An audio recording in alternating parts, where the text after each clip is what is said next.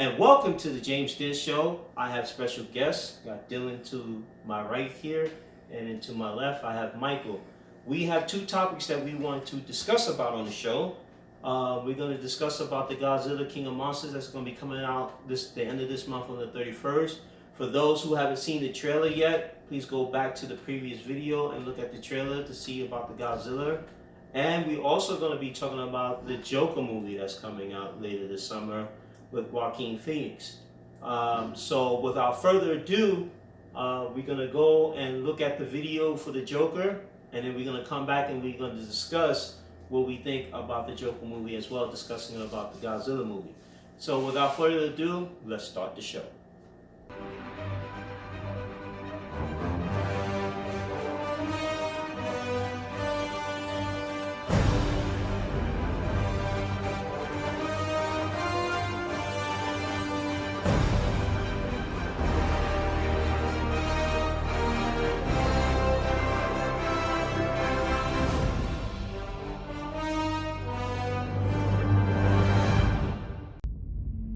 Arthur, does it help to have someone to talk to?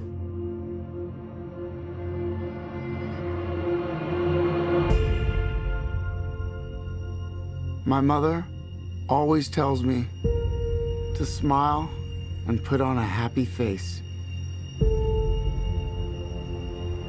She told me I had a purpose to bring laughter and joy to the world.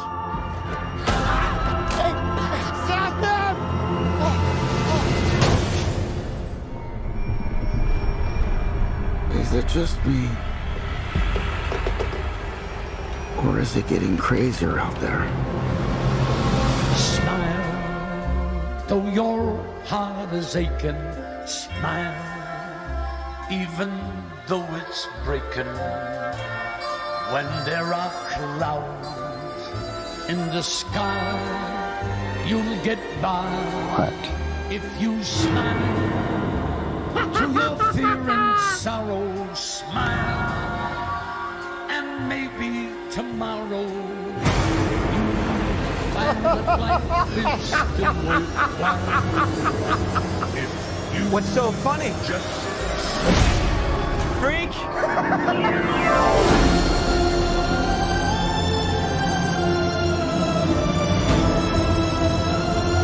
Gotham has lost its way. What kind of coward would do something that cold-blooded? Someone who hides behind a mask.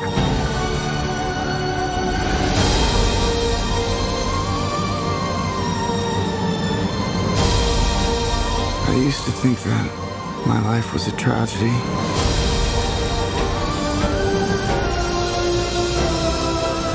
But now I realize it's a comedy.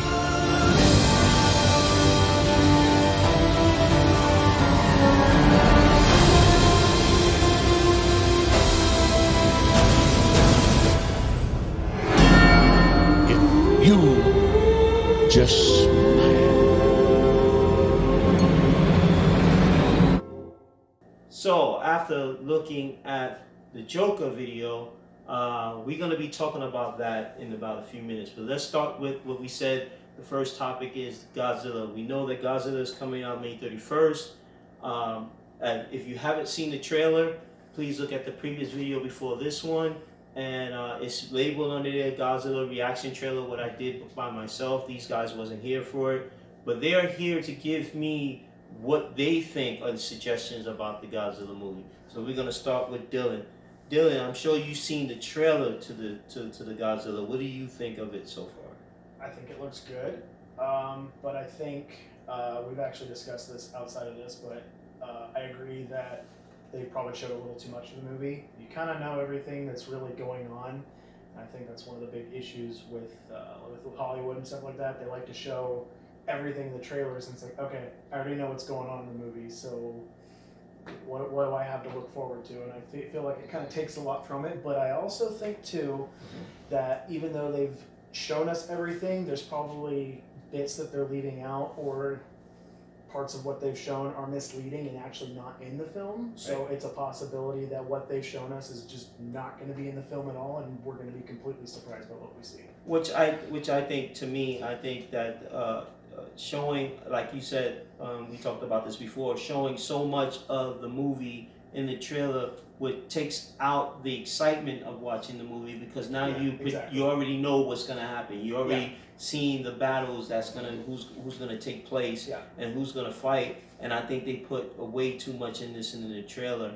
So to me, I think there may be some suspense in it. We might get Ankyras in there. You remember Ankyras was a little tiny dinosaur with spikes on his back. He was look almost like a porcupine kind of a dinosaur.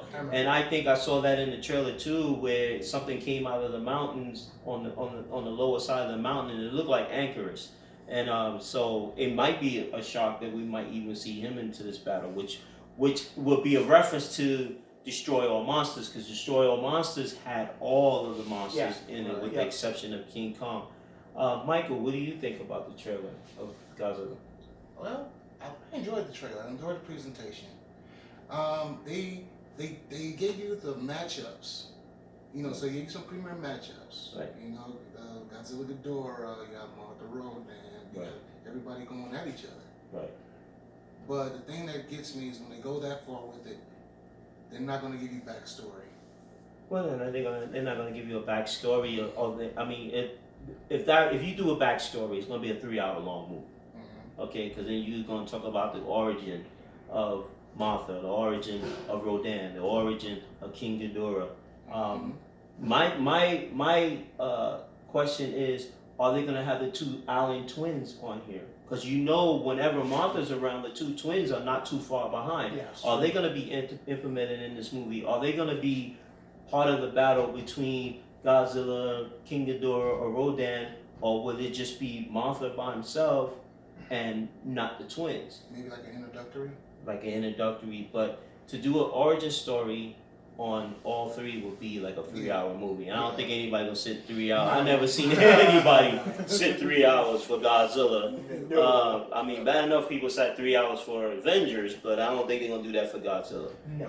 So, in presentation wise, they tried to capture the viewers. They tried to, trying to solidify some ticket sales. Make it as appealing as possible. but see, I disagree with you on that one, because simple fact is, if you do ticket sales, people are seeing the trailer, they already know what's going to happen. So by you opening so much of, you giving away so much secrets in the movie, it's going to bring down ticket sales. People come like, I'm not going to go see it because I already know what's going to happen. I already know who's going to fight who. I already know who's going to die. I already know who's not going to be around. And then you saw the last epic battle when you got Godzilla and King Ghidorah, and they going at it, clashing head to head.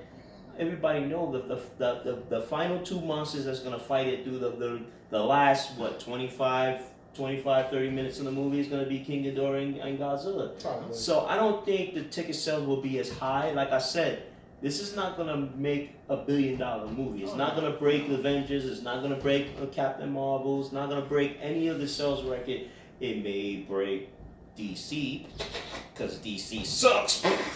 But with the exception of Wonder Woman and Aquaman. But Wonder Woman, Aquaman did step up a little bit. I give them that much. But as far as the whole, they having problems with Batman. Yeah. They having problems with Superman. Yeah. Okay, so they still supposed to bring out a cyborg version movie, and Flash is still coming out. Yeah. So we have to see how that's gonna go. If they can actually get an origin story and make it right, DC may be coming up. But it still won't ever surpass Marvel. Marvel is like, wait, now, the only thing that is superior to Marvel, that is not a live movie, is the animation. Now, DC has been hitting the animation versions of DC on the mark, which Marvel has not. I mean, they did a couple of animations, but it's not as high sales, and has never been in the movies because they always been strictly on DVDs. But DVD sales have been high as far as DC, so they are making money in animation. They just have a problem with live action movies. There's a problem with Marvel on their animations. they're shooting for a very a very kid based, where DC they'll go for teenagers up to NC-17. Yeah, DC's often gone a lot darker. And then they're a lot more vibrant. Which Marvel has become darker in a sense because they're trying to take the formula of Deadpool. Yeah. Because Deadpool is not a kid thing, but it is a dark thing. Yeah. Right. I think with the Godzilla aspect of it and how this is going to intertwine with all that, it is a dark movie. It's about the titans of the monsters. Okay, but this is what you guys don't realize. If you notice that in some of the Godzilla movies, if you look at the last one, they're not calling them titans no more. They're calling them what's that thing? They're calling them the type of monster kaiju, which they are calling them as they do in Pacific Rising. So that is going to intertwine with Godzilla and all that stuff, and I have done seen it already because I've seen a couple of clips where they're calling Godzilla kaiju, and if you look at the trailer, there is a little bit of hint of them calling him kaiju. Yeah. And not much just titans of monsters. Right. Yeah. But if you go back to the original Godzilla, which is the movie before this one, they did call him twice kaiju.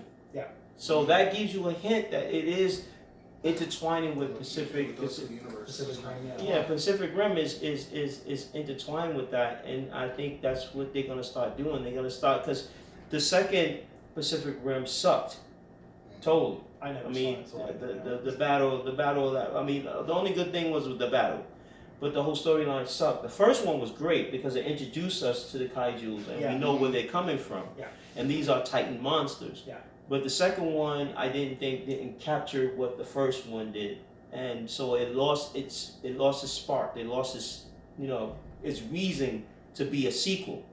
So but they did hint out that through the whole movie, these are kaiju monsters, and so basically, it's the Godzilla franchise is giving the Pacific Rim universe a bailout. well, he's giving them a bailout because right now they are hurting. That series has faltered because they don't have anything else. I mean, we seeing the same kaiju monsters all the time, and it's just giant robots fighting monsters. Yeah. So that's just like the 1987 when you had what was that big robot dude named Gunman or Gun? Gundam. Yeah, Gundam. Oh, when the Gundams, yeah. when he, Mobile Suit Gundam. yeah, when you had the big robot that helped Godzilla fight the monsters. You talking about Ultraman? Ultraman. Ultraman. I was confused for a second. Yeah. I was like, wait, what? That's why I was like, oh, it's not Gundam, but yeah, it's Ultraman. Yeah. So I think to this one, Godzilla may hit maybe the $20 or $30 million mark, but it will never be a blockbuster seller number one because there's not many people out there that likes Godzilla or has been introduced to Godzilla or even know anything about Godzilla. Just to be that it's American version and not the Japanese version, we will never hit that mark. Now, over in Japan, in Hong Kong, Godzilla movies are just off the charts. They're huge over there. Yeah, they're huge over there. They got everything Godzilla. The Biblium, the little statues, the buttons, the shirts, the hats, the pajamas, the sheets, the pillowcases. Yeah, full merchandise. Yeah, I seen a guy who decked his car out with Godzilla over That's in cool. Japan. Yeah, he decked his whole thing with Godzilla, and you saw the side of the car when you have his mouth open and he's shooting a fire breath, and it's from the back of the car all the way to the front. That's So cool. that's awesome. But that's how much they are into Godzilla over there. So in America, there's not that many people like Godzilla. Like in America, we like American football. Over there in overseas, they like soccer. The soccer is mostly the kind of football that they like overseas, and I think that's what you get the difference between American and the overseas Asian people. But now let's talk about the Joker. Yes. Now, we just saw the trailer, and I will be playing this before we talk about this. But I have to say, Joaquin Phoenix, I can understand is a good actor. Everyone's wanting to see him play the Joker, but I don't like the origin story that they did for this Joker. It takes totally Batman out of creating the Joker. This is making it seem like he's a victim of circumstances to where he's bullied, he's being robbed, he's being picked on, and so he's tired of society treating him bad. So he, as the clown that he is, because he's an entertainer, he's already wearing the mask, he's already entertaining people, and people are not taking him seriously. But he is getting abused, and just like any person who's living a hard life, look for an easy way out. And the easy way out is to commit crime, to hurt people, to rob people, and try to be above by doing criminal things. So this takes out how Batman is not even in this picture. It doesn't. I mean, we all know that Batman has always been the thorn in the side of the Joker. I mean, when he realized that his parents was killed by the Joker, when he was young and he was a teenager in crime already, because he worked for a crime boss, and he subjectively killed his parents in the alleyway by trying to rob them, because he was trying to prove himself to the crime organization that he can do what they want him to do. So he was set out to do that against the Waynes, because they are popular people, they are rich people, they have many businesses, and no one ever touches the Waynes. Sure. So to see this taking out Batman and the Waynes, and taking out the fact that Batman dropped him into a chemical vat that created the Joker. This guy here is able to take the mask off and then put the mask on and be the Joker, instead of having the one mask that finally stays on his face because of Batman and becomes the Prince of Crime. So Dylan, I'm going to start with you. Okay. What do you think of this trailer of the Joker? I personally find it to be kind of interesting because of the fact that it's a different take on the Joker, and I think it's their way of trying to put together a different origin story that's different from what we know, like what you said, of him being a teenager and everything he went through, and kind of show a different way of kind of how he changed into the Joker and what kind of started everything going into Batman too, because looking into a lot of the research with this, Bruce Wayne at the time is really young. Right. At the time of when this is all going on in the Joker trailer. Right. So I wonder if it's just a different take, or even an alternate universe that they're kind of going through with the whole DC world, because DC has multiple universes that they still don't really touch into. I think the Flash TV show is about the only one that has really touched into the multiverse of the DC universe. Well, yeah, because I don't think Green Arrow ever even touched about the multiverse. No. About and Flash has been making cameo appearances, not only on Green Arrow, but he did a couple cameo appearances in Supergirl. Yep. Where that also introduced the multiverse. Yeah. Because in his world there is no Supergirl. There's Green Arrow, Superman, and then Flash. Yeah. But there is no such thing as as Supergirl. So if you've seen the TV show earlier in Supergirl, he came through a time void and was like everything. It was like a third planet Earth in an alternate universe. Yeah. And this alternate universe, it did have Superman, which is this is kind of crazy. It did have Superman, because Supergirl said it many a times her cousin is still running Metropolis and all other stuff. But when Flash came through the void, he said that there is no Supergirl from where he's come from. Yeah. I'm thinking, okay, what multiverse that he's coming from? Because if he has a Superman in his universe, then there has to be a Supergirl. Yeah. So this is where the series get messed up, and that's for another time. So my thing is if you introduce the Joker, and that this is supposed to be part of the multiverse.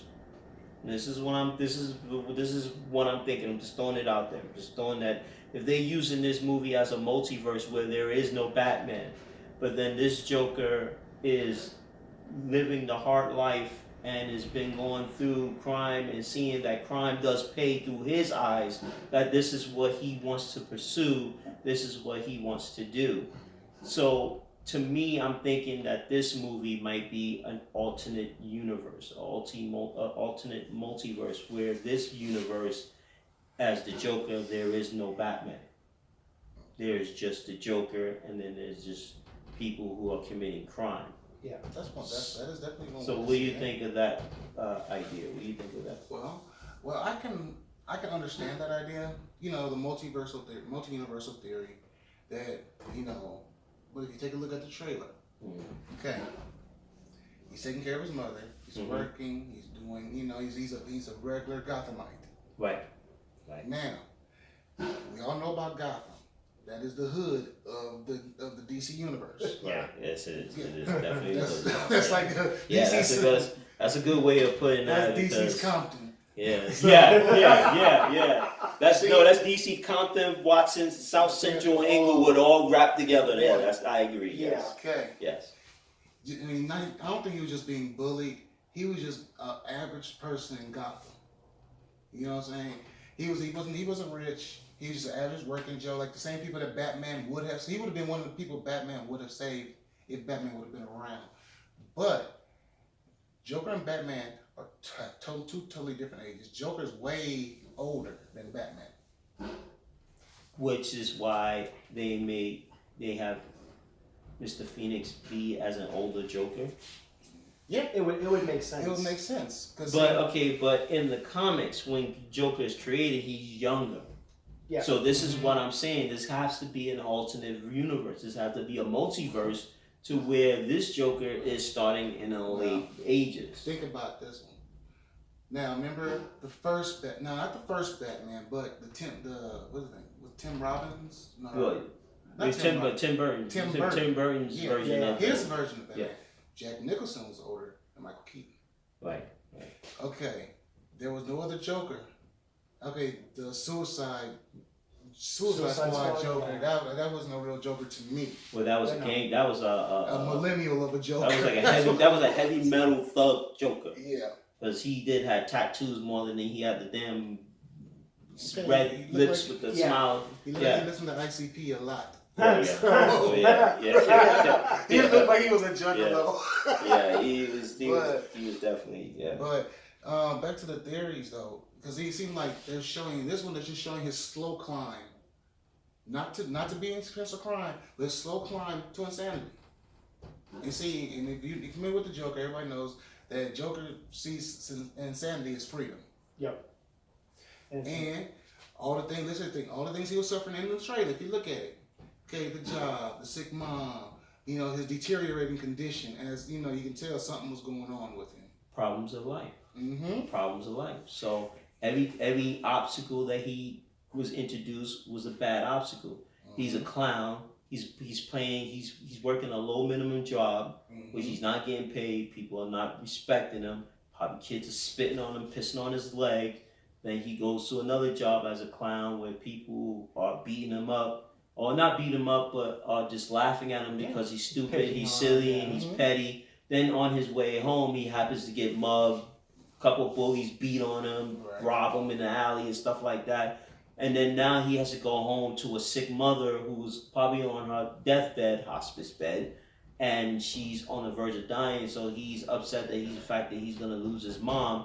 So this is an everyday life. This is a step. Everything just keeps kind of coming on to him. And think about the stuff that's bothering him in the trailer. Like, and as we know, the Joker as of now, that stuff has no effect on him anymore. He's totally broken all those chains. And I feel that it's a deeper look into Gotham. Like, what can Gotham create? What Gotham creates? Well, Gotham creates everything. Gotham creates Poison Ivy. Gotham creates, Two-Face, and you got the Joker, and then you got the Penguin, and then you got Mr. Freeze, and Gotham created these criminals for This crime reasons. syndicate sort of deal. Because you have the balance between good and evil. Right. You have to have those balances. Batman is good in some aspect, but then you have these criminals who are dead set evil and want to hurt everyone in Gotham. Yep. So, in this aspect of this Joker movie, there is no balance. No. There's just Joker. Yep. Okay? And Joker is the one who is having a hard life because he's living life so hard that he don't think anything else but to be bad or just to do criminal life. Eventually the criminal element will come out because this is what he's surrounded in. This is what Gotham is throwing at him. Gotham is like, here, I'm gonna feed you these 2 bad pills, and these 2 bad pills are going to be your everyday, I'm gonna go out and hurt somebody else. Because they hurt me, I'm gonna hurt somebody else. I feel like he ends up finding it as a way for himself to escape, is what it is. Because if you think about it, he's like what Michael said. It keeps going where he keeps practicing his laugh throughout the trailer, and it slowly starts getting to what we know as the Joker laugh. Right. That creepy, menacing Joker laugh that he has, and it's slowly showing his climb into madness. Exactly. And eventually he realizes that if he wants to escape from everything that's bothering him, he like what you said too, he has to start doing the same thing. He has to be above everyone else. So he kind of gets to that point, and I think that's probably where, if Batman for whatever reason does come into play into this, I think that it's going to be later. I don't see this, and then this is what bugs me. I don't see Batman in this whatsoever, and like Joker have said in many movies and even in animation, without him, there is no life. Yeah. Because Joker completes Batman. Batman completes the Joker. Exactly. There's 2 halves. There's, like you said, there's one evil and there's one good.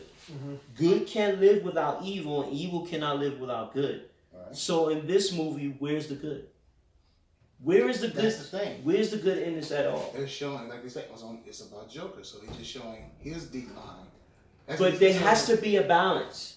There has to be a balance of, if there's a Joker created, then of course there's God, and then there's the devil. Yeah. Okay, the devil cannot live without God. God cannot live without the devil. Them 2 completes the half.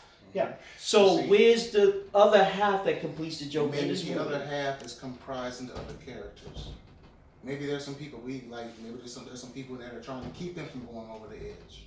But there's no way of going over the edge. There's no reason other than to have the 2 complete sensual beings who complete each other. Because if you look at all the Batman movies, all the Batman animation, Batman can never kill the Joker.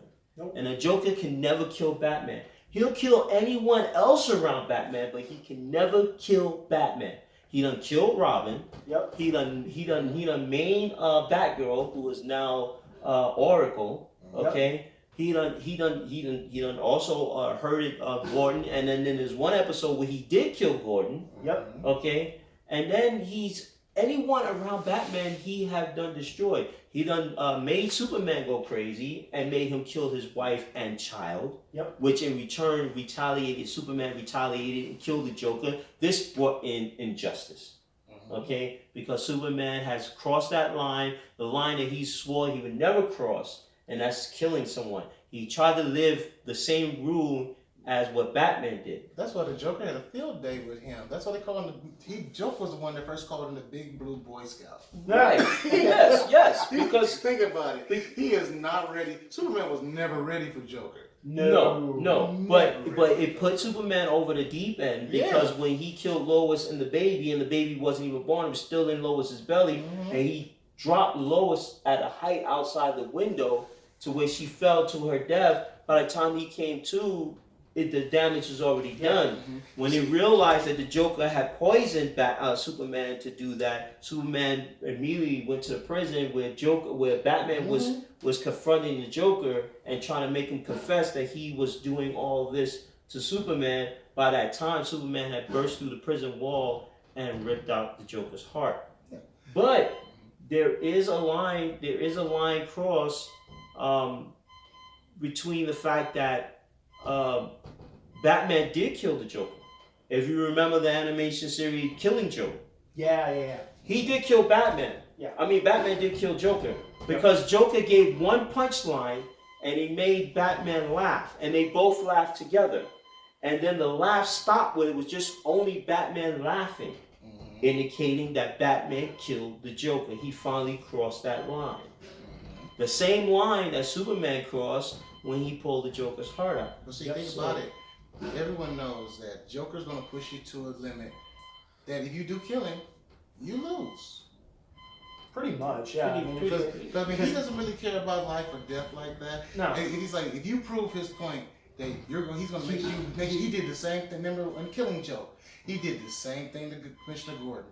Made sure he had the worst day. Attacked his loved ones. Well, yeah, because he had took Barbara Gordon one time and held her prisoner, but so did Scarecrow. Yeah. So did Penguin. Products of Gotham. Well, yeah, but that's still none of the criminals have ever put Batman in that line. No. None of the other criminals had even thought of killing Robin, not once but twice. And I don't think the other villains either had the thought process like what the Joker has either. Because the Joker thinks and acts on a whole different scale and level than what all the other villains act and think upon. Mm-hmm. So he's the only one I think that has been around and dealt with Batman so much. He knows how to get into his head. He knows what's going to bother him. And he knows all the things that kind of make Batman tick. And the thing about that is also, I hate to keep going back on it, but it's still about the history of Gotham. Because Joker has to have a green light for, from somebody bigger that's really running things. Let's say the Court of Owls. Oh, yeah. Now, the Court of Owls is saying, okay, have your fun. Yep. Yeah. Keep him busy so we can keep our agenda going. Exactly.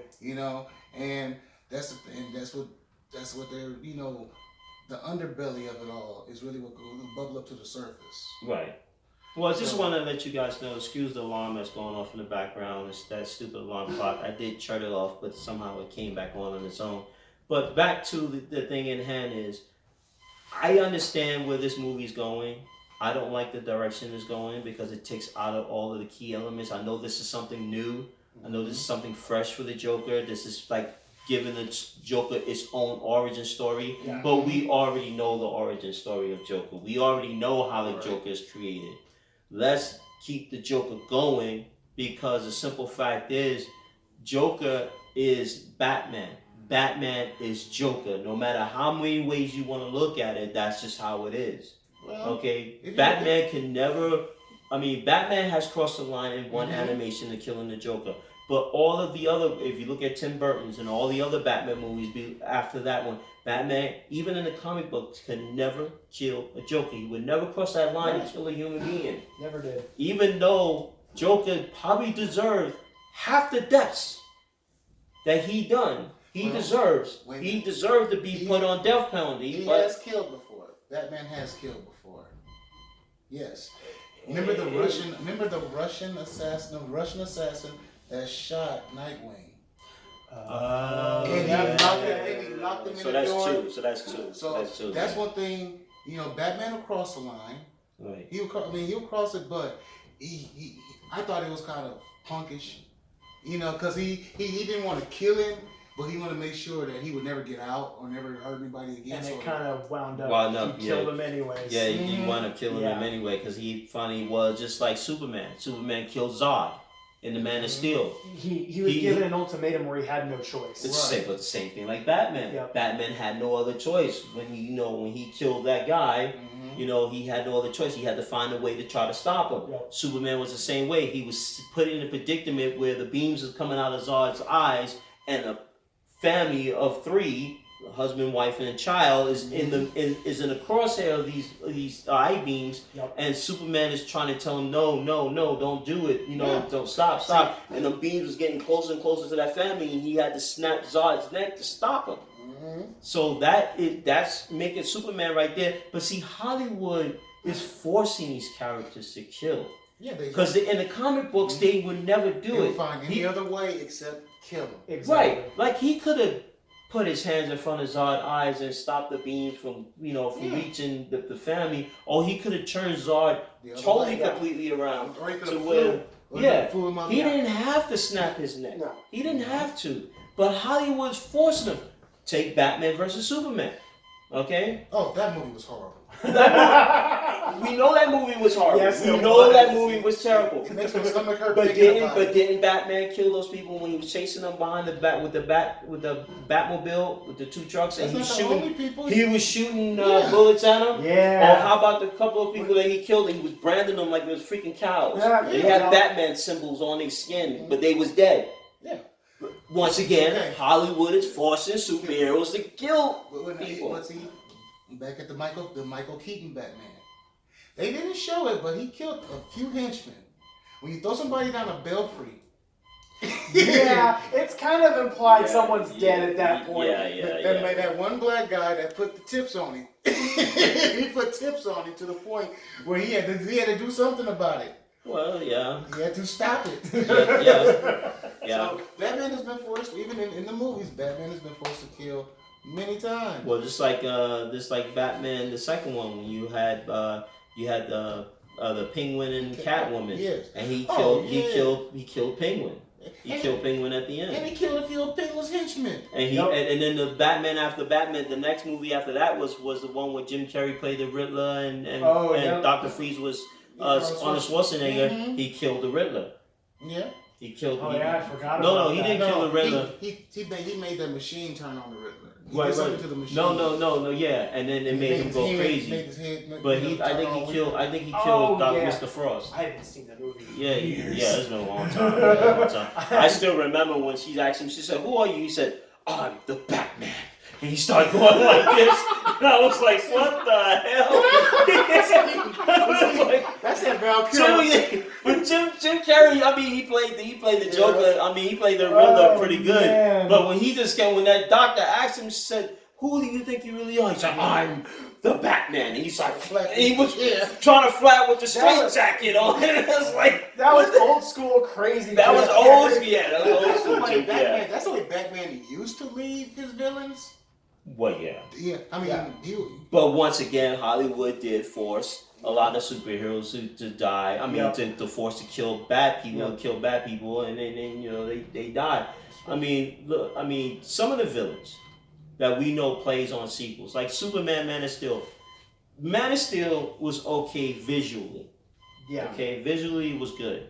Storyline sucked because you cannot bring Jor-El to Earth, okay, and have him already be introduced to Zod. Yeah, that's true. The people on Earth didn't even know who Superman was. no, that's true. So how the hell are you gonna bring Superman and go, "Oh look, we got an arch nemesis, we got Zod," and Zod comes down and then they destroyed half the freaking city. Where if you look at the classic Superman, which is Christopher Reeves, Yes. okay, Always the number one. always number one, mind you. If Fuck you haven't that seen horse. that, look it up. Yes. The original Superman movie. They introduced Superman. Superman saves Lois Lane. Everybody like, "Oh, who the hell is that guy flying up in the air? He caught that lady." He made a grand entrance. He made a grand entrance when he saved Lois Lane and he caught the helicopter. Mhm. Now this goes into Superman 2, where they introduce Zod and his henchmen. Mhm. Okay, they broke out of the prison glass. They come to Earth. They Yeah. know Jor-El was there, so they wanted revenge on Jor-El because of his father trapping them into that glass. Yep. And they went after Superman. Now that's a storyline you can introduce. That's Right. something now we look at Man of Steel. It's literally the first and second original Superman mashed together in one. Like, Right. here you go, here's your movie. Right. And you put it all together and say, "Oh, here you go. Now you got like a chew bubble gum. You got a blob of shit." So it makes no sense. Just like Batman versus Superman. How the hell are you gonna make Lex Luthor, who's the intelligent key mind of the world, create Doomsday? Doomsday was never created by fucking Lex Luthor. No. That was created by the Kryptonians. The Kryptonians killed Doomsday not once, not twice, not 3 times, but 20 times. They put them together and they threw them back out, and then these creatures would rip them up again. And then they would take the pieces back and put them back together again and throw them back out there to the creatures again, and they would rip them up numerous of times until they had created something that they could not control. And then by them knowing that they now could not kill this thing, they sent it off into space where Doomsday landed on Earth at the year of the dinosaurs. So he didn't wake up until he sensed, in the comic book, he sensed another Kryptonian energy and woke him up. Right. And then he started going through little towns heading towards Metropolis, and the Justice League, the new Justice League, tried to stop him, and they all got waxed out.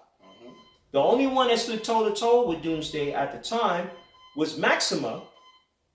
Yeah, Maxima. Because Maxima was the... Yeah, she ripped the phone. Yeah, don't think she would have helped her when she ripped the telephone pole off the ground. That's the and mind you, Maxima was the being who wanted to marry Superman. She figured that if you watch the comic book, not the comic book, but the TV series Superman, Maxima came from her planet to Earth to want to marry a Kryptonian because he was strong and he was virile. So she wanted to marry him. In the comic book, she had come to Earth and she became the Justice League. She took over the spot of Superman, where she has almost the same powers as Superman. She's invulnerable, she can fly, she had ages come out of her eyes, but except she was a female. Okay, she was almost like a second Supergirl, but it was Maxima, and she stood toe to toe to Doomsday until Superman finally came. And then by the time he got there, Doomsday had destroyed her so much that she wasn't even able to stand, and Superman came in when Doomsday was about to do that last one punch. Superman came in and knocked Doomsday into a mountain, and then he held Maxima and told her just sit here and rest, which that's how she heals. The sun hits her, she rests just like Superman does. She just sit there and needs to rest and her body will heal. But Superman took over after that, and then him and Doomsday went at it over and over. Now, that's how that story goes.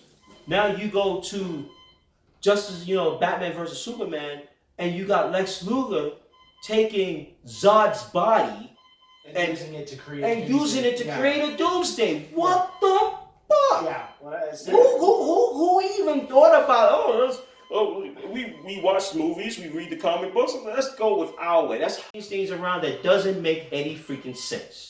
It was that didn't make any approved sense by DC Comics to run that particular storyline. I don't even think DC Comics even agreed to that. Probably not. I don't even think, because anybody would sit there and tell you Lex Luthor did not have the intelligence. No, he didn't. No. I mean, he's smart, he's rich, but I don't think he has the intelligence to know how to operate Kryptonian technology to take Zod's body and create and make him into Doomsday. He didn't have that smart. No. So that's why that movie freaking sucks, because you shouldn't. Number one, you didn't. Let's go with the Man of Steel. Man of Steel, you introduce Superman to the Earthlings. Earthlings go, oh, who's this guy? Then you throw in Zod. Okay, you had to have a villain. You didn't need to have a villain. You could have had Superman go around, I think I see why they did that movie that way, that particular way. They had to close a Superman story before they bring out, Dawn of Justice and Justice League and Aquaman and all that. They had to go ahead. They already opened Superman up with Man of Steel. And no, it was one before Man of Steel. It was one before. It was Man of Steel. Man of Steel was the one. Man of Steel was the one, and then Superman versus Batman. The one with the Kevin. I'm talking about. And then Justice League. What about the Kevin Spacey Lex Luthor? Oh yeah, when Superman comes back after being in space for so long, and then he comes back and noticed that Lois Lane was pregnant by him.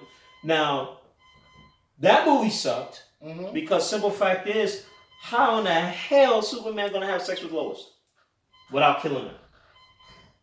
It's like Hancock all over. Yeah. There you go. That's what I was gonna come with. Hancock. He gonna shoot her. Hancock was having sex with a woman and knocked her off, and he shot. Come through the freaking roof. Mountaintop. That should tell you that if Hancock had the same ability as Superman, how in the hell he gonna do that to Lois Lane and make her have a baby? Come on, he would have split her in half. It was a bad Hollywood decision when they opened and closed the Superman story so fast. Well, yeah. Anyways. But then you gave the boy, if he's half of Superman's loins, right? Mm-hmm. The only thing he can do was sneeze and build up power, and then he was able to push a piano through one of the bad guys on the ship. Hollywood strikes again. Yeah, but what, he's allergic to being super? Because every time he was, you know, it's like one of those. But his powers didn't evolve enough yet. But his powers is never going to evolve He's half human. because he's half human, half Kryptonian. So the Hollywood say. Mm-hmm. But I think that in this series, you know, you look at all of the mistakes that Hollywood did with DC, and I think they're gonna make another mistake with Joker because it's gonna piss a lot of people off who have, number one, have been following the Joker, number two, has been a loyal fan of DC. I think that this Joker movie is not gonna pan out as what it's gonna be a flop. This is another Disney flop. I see it a little differently. Okay, it's not going to get the mass appeal that they're probably aiming at, but for the cult classic market, there's never been a solo Joker movie. Well, if you did a solo Joker movie, you got to do it with something right. You got to be. I mean, what do you think about the solo Joker movie? Do you think this is going to also? You think this also going to go in the right direction, or do you think like what I'm thinking is going to be a flop? I don't quite know yet, mainly because I don't know what direction they're actually planning to like really take with it, other than what we can speculate from what we've seen. So it's possible that what we've seen is just building up to what's actually going to happen, and it's going to go to something else that's going to kind of tie in with this movie. Right. But until we really see more about the movie or know more about it or even actually see it, I don't think we're really going to know for sure. But judging right now, I don't think it's going to be, like what Mike said, I don't think it's going to be huge, but I think it's going to get enough of a following where enough people are going to want to see more come from it, depending on how it ends too. Yeah. Because if they have a way that it ends and it kind of just ends itself, then I think you're going to piss off a lot of people. Well, if you're going to piss off a lot of people, because number one, you're going to make the Joker as a sole Joker movie with no other superheroes involved. Not Batman, not Superman, not nobody. Not the Flash, not Green Arrow, not nobody. So this is going to be a solo Joker movie where it's just basically how Joker became the Joker. Now, if you want to go into this multiverse where this Joker has no affiliation to Batman, nothing, but he became the Prince of Crime because he was thrust into the Prince of Crime because he got tired of being the low-level turd that he is, then I could see that happening. But right now, honestly, I don't think this movie's going to pan out because anyone who is a loyal DC fan and a comic book fan and is the origin of Batman and Joker stories are going to be disappointed with this one. It's just way too off from what everything in all the comics and the original cartoons even portray. I agree with that, but I also think it's like through the eyes of the director. Like, what's his real message he's trying to say? They say it's like he's more of a showing the ineptness of bullying and intimidation and harassment. You know, he wants to bring a lot of things that's happening nowadays to this movie. And he want to project it on the Joker. Kind of address it in a sense going through the movie, especially with Batman being Batman is so popular. So even though if he's not in this at all whatsoever, whether or not he shows up later on somehow or whatever, but they're still trying to, like what Mike said, kind of show a lot of the stuff that's going on in our world right now. Between the biggest one being bullying, it's the most prominent thing that shows up throughout the entire trailer. I think 2 or 3 times he gets bullied at least, and he's so I think there's a lot of things that they're trying to kind of show, but until we know more, I don't know exactly what direction it's going. Until we see what the movie's about, then but to me, I just think it's gonna suck. So, you guys in YouTube, you tell me what you think about the Joker movie. Do you think it's gonna be a blockbuster hit, or do you think it's gonna flop like me? So, I want you guys to put your suggestion, go down in the suggestion box. Tell me what you think about the Joker movie, and tell me what you think about my guest. Do you think they have some good objective ideas on how they think this movie's gonna go, which direction it's gonna go, and how it's going to plan out in Hollywood's blockbuster hit movie, whatever you want to call it? But once again, I want to thank you guys very much for watching the show. I want to thank Dylan and Michael for also joining me on the show. This won't be the last time you see them. We will be coming up with more of video games, talk about video games and stuff like that. And we also be having more trailer reactions and movie talks as well. So once again, I want to thank you guys very much for watching the show. If you're the first time here, hit that subscribe button. Subscribe to the channel so you can always be up to date on the newest and latest videos that come out on the show. And also hit that bell, okay? So that way when a new video pops up also, you can be able to get that into your notification. And if you like this video, please hit that like button. Slap your hand on that like button and like it for us. Keep supporting the channel. We greatly appreciate it. I greatly appreciate it, you guys supporting the channel. And I want to thank each and every one of you to be safe. No texting and driving. Be safe out there. And I'll see you guys next time.